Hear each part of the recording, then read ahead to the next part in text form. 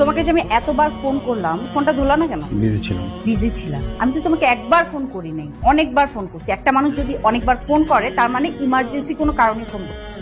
তো ফোন ধরো নাই কেন? নীলা, আমি বাইরে থেকে আসছি তো, একটু ফ্রেশ হয়ে তারপর কথা বলবো। প্রবলেম কি তোমার? হ্যাঁ বলো তো, তোমার প্রবলেমটা কোথায়? কিসের ব্যস্ততা দেখো তুমি? এত কিসের ব্যস্ততা? আর মানুষ অফিস করে না?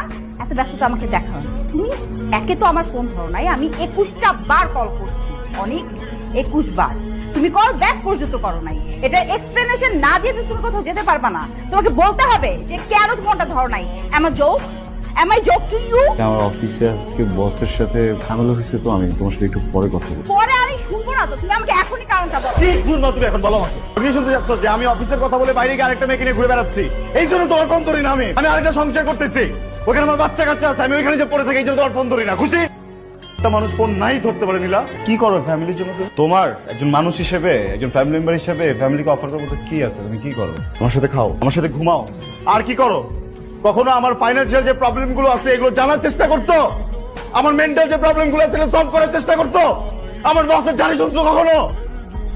বিয়ের পরে বলছো তুমি আলাদাভাবে একটা সংসার চাও, জাস্ট আমার সাথে থাকতে চাও, চাও না এখানে আর কেউ থাকুক। সারা জীবন বাপ মায়ের সাথে থাকছি, তাদেরকে পাঠাই দিচ্ছি আমি আরেকটা জায়গায়।